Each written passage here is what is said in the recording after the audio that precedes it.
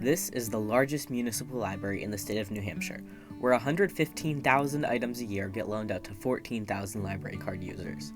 The Keene Public Library stands on Winter Street in Keene, and has so for many years, but this is not the first location this library has seen.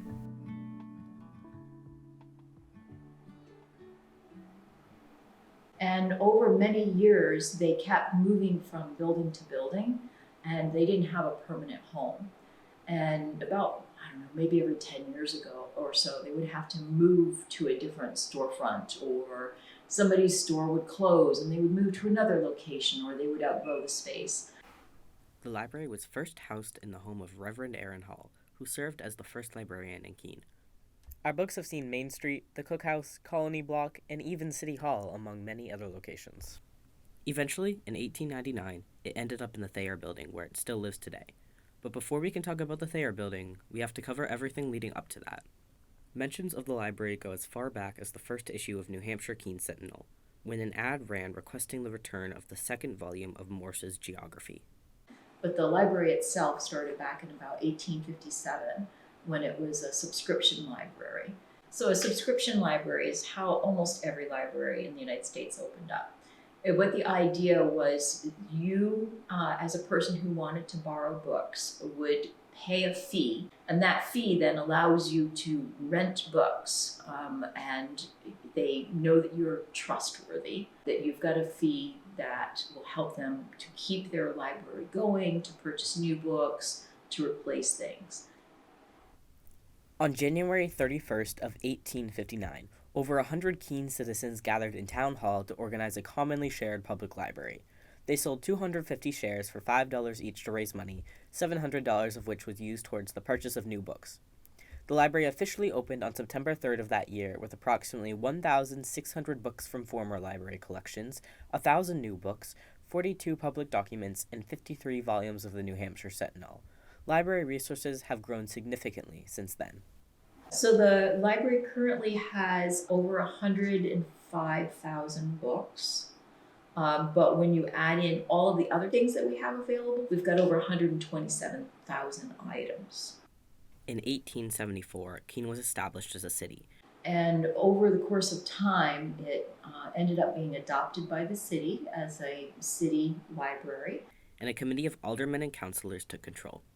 They formed the Board of Reference and voted to change the library regulations. In this time, circulation was limited to Keene residents. Temporary residents were allowed to pay a deposit of $3 to check out books, and residents between the ages of 14 and 21 needed a parent or guardian's signature to borrow books. The first city-appointed librarian was Cyrus Piper, followed by Eli Brooks, who was followed by his daughter Lizzie Brooks. She revolutionized the library by reorganizing the stacks to comply with the Dewey Decimal System and created the Keene Library's first card catalog, which would be ditched many years later in favor of the digital catalog. In May of 1898, Edward Carrington Thayer offered to gift a property he had recently purchased to the city to be used as a free public library. So in 1899, Henry Thayer was setting up a bequest for the library. He was still alive at the time, and he purchased this building that was a former mansion for a family member who owned part of the Colony Mills over there on West Street. And he died just a few months before the library was finished, but he and his wife saw it through. His wife, and his niece, I believe, saw it through. The original Thayer gift, besides setting up this original building as the library, included a bequest and said that the board of trustees had to be 12 members, 6 chosen by the city and 6 chosen by Mr. Thayer. And then those trustees chosen by Mr. Thayer would then choose their replacements through the years. After renovations finished, the library was dedicated on February 28th of 1899. From the evolution of the Thayer Library into the Keene Public Library that stands today, we've changed the library as a community in order to meet the needs of our citizens and ourselves. Mary Lucina Saxton joined the library staff in 1911, and during her years she worked on encouraging young people to use the library. She began a summer reading club for children in 1913 and lobbied for a children's department which eventually opened in 1923. In 1982, the Friends of the Library group was formed. The Friends of the Library are a volunteer organization, and they do fundraising for the library. They do, um, you know, public relations type of stuff. The Our Friends of the Library put on twice a year book sale, and the funds from that book sale help us with presenting things like the programs and purchasing extra equipment and supplies. The Friends of the Library have been hosting book sales to raise library funds since 1983, just a year after they founded. They accept donations year-round for their biannual book sale, and volunteers spend time organizing the books by category prior to the event. Eventually, the library had to expand. We were desperate for meeting spaces in particular, but there's a lot of other things that we knew that we could offer that we just couldn't with the space we had here. So, the library decided to take a look at their neighboring building. It was called the Pond Mansion, and it was built within a year of the Thayer building. My understanding is that the family only lived there for about 5 years before they had some financial difficulties and they sold the building, I think, directly to the Masons. The Masons then used that building from right through the 1800s, and in 1924 was when they put on the addition that is now Cohen and Heberton Hall. Yeah, the Masons are a fraternal organization. Some people, they trace their lineage back to the Knights Templar of the Crusades. And they're a secret society in that they have rituals and they have a hierarchy of positions that people hold. And there are rituals for moving from one level to the next. There are handshakes. There's a fringed apron that is worn in a ceremonial fashion. It's super interesting organization with a long history. They also used facilities for social and public events. There's also a shooting range was set up in the dirt basement underneath Heberton Hall. When I first got here, I saw mattresses on the ground where people would lie down and shoot at targets.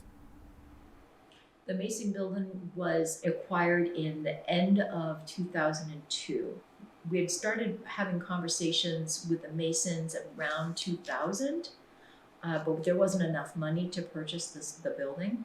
And in June of 2002, we got word that Catherine Heberton had died, and she had made a bequest of $500,000 to the Friends of the Library for capital projects. And with that money, the Friends of the Library then were able to bring enough money to the Masons to purchase that building. So with the opening of Heberton Hall, we have opened up a new administrative office, 3 meeting rooms, 2 large event halls, and a catering kitchen. And also we have a suite that's used by the public access television station that brings in income to the library to help defray costs. Then the second floor, which used to be the ritual space for the Masons, is now Cohen Hall. We actually tried to make it as close to the original as it was. Years later, a move was made to connect the two buildings. So about 2018, there was major renovation of that space. A project that allowed a public connection between the two through the atrium at ground level and a private library staff connection at the basement level between the two buildings. So before, you used to have to go outdoors and walk across a snowy parking lot in order to go to a program or something like that. And that just couldn't work for us if we were going to have library events and meeting rooms. The two major things that happened were the Masonic side of the building was essentially gutted and a big elevator was installed. And the other big thing that happened was an atrium connected the two original mansions. Oh, it was quite a story. I have heard that the staff had nightmares, that it was a constant move, that you didn't know where you were going to be working on what day. New carpet went in the youth department, which required us to, for example, to move all of the books from one side of the room to the other. And so the youth department became inaccessible while they were doing that work. So they would have to close off one area of the library, and it was like hard hats only. And maybe the shelves were like covered up with plastic, and only staff in hard hats could go and get you stuff that you wanted. After several months, the renovations finished and the library returned to normal operation. A new addition that connects the two of them makes this beautiful, light-filled meeting space and a second entrance for the library. Despite the countless remodels, renovations, and changes the library has endured, it still has many features that connects back to its roots in the history of its town, such as the Faulkner Gallery. Barry Faulkner was an artist who was renowned through the United States. He was born in the mansion just across the street.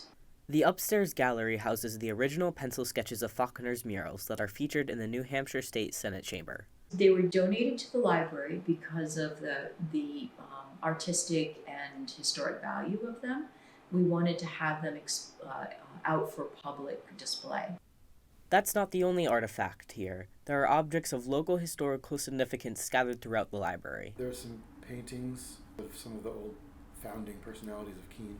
There's the Joan of Arc statue on the newel post of the main stairwell. There's the Fetching the Doctor plaster sculpture.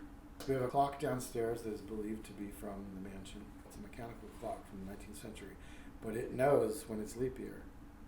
It knows to jump over. I mean, just the woodwork, the craftsmanship of the exterior. It's a magnificent building.